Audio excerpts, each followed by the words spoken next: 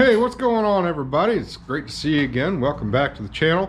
We're out here working on the Speed Mullet this weekend, or this week rather. Actually, to be honest, I've been out here working on this thing for the last couple of weeks. I'm sorry you guys couldn't make it, but I needed to get going on some stuff. Didn't have enough brain space, I guess, to hold the camera and to explain what I was doing.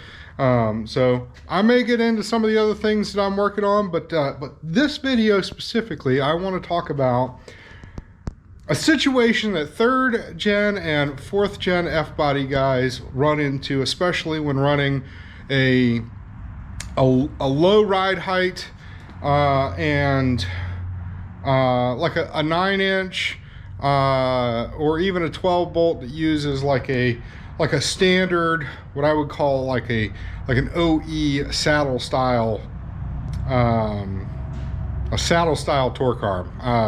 So kind of basically, especially, and it's not, I'm not talking bad about the company, but especially with a Mosier or Mosier style bracket. So they're big. They've got some bolts that are in the way of the floor, especially when you're low ride height. And let me show you some of the damage that can happen as a result of this deal. So here, I'm gonna spin you around.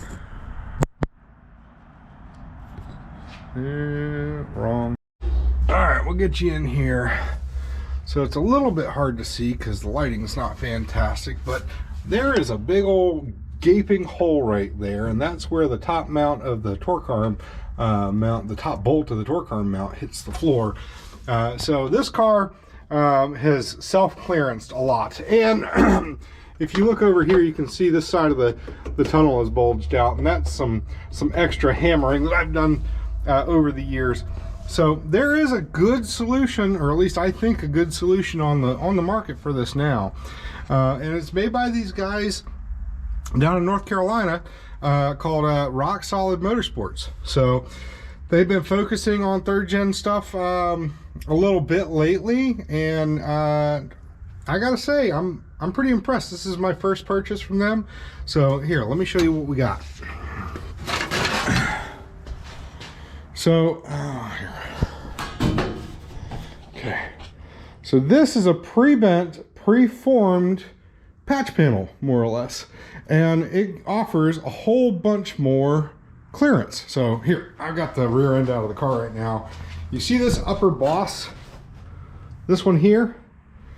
Well, here, let's see if I can do this. I've actually got the torque arm like on this thing right now. Okay. Oh, this thing is heavy. I really need to just do something else. But anyways, okay. So this goes like that. It gets a bolt. And this big cast steel piece right here bolts on there. And that bolt and that upper ear right there ends up getting smashed. So they smash right into the floorboard. So that's what this is for. So now I did trim this up just a little bit on this edge. My car has the rear seat humps are cut out of it. Here, I'll show you what I mean. So you see it's flat here. That's not OE. Well, this is designed around a stock floor, of course, but it goes right in here.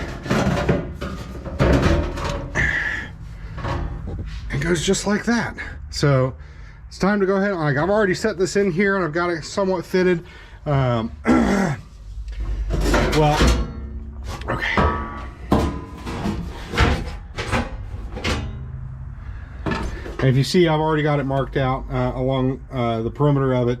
So I'm going to probably cut with 3/4 of an inch or so on the inside of this line. That way I've got plenty of good material to weld to, and then once I get it all welded, then I will I'll probably go back and trim some of that off. Okay, so let's get gritty and dusty.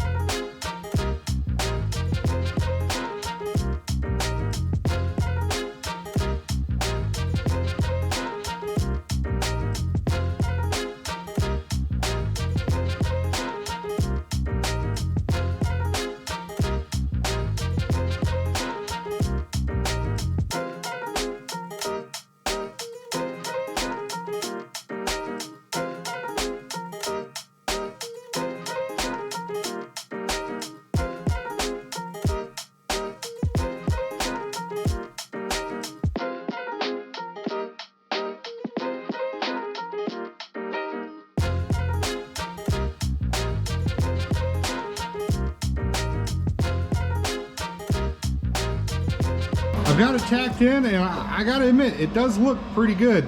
So still some work I need to do, so I'm gonna go ahead and do that off camera, because I mean, you really don't need to see me like tack weld the rest of this thing in. I mean, this is the lion's share of what's happening with it. So after I tack it, I'll seam seal it, and then I'll paint it. So all right, overall it fits pretty decent. I've got a little bit of hammer and dolly work I need to do, but that's really specific to my car. I would say that if you had a stock floor that wasn't all mangled up like mine is, this would go in absolutely no problem. But mine's pretty beat. My car's been raced competitively for almost 20 years. So, you know, it's just kind of how it goes sometimes. But anyways, yeah, check out Rock Solid Motorsports. I don't know anything about them really, other than I guess they do some work on Jonathan Atkins' Grubworm. They seem to do pretty good stuff. They've got a halfway decent social media presence. I don't know the guys over there. I'm not being paid or anything to do this. I bought this. I figured I'd share. So thanks for stopping by. We'll see you later.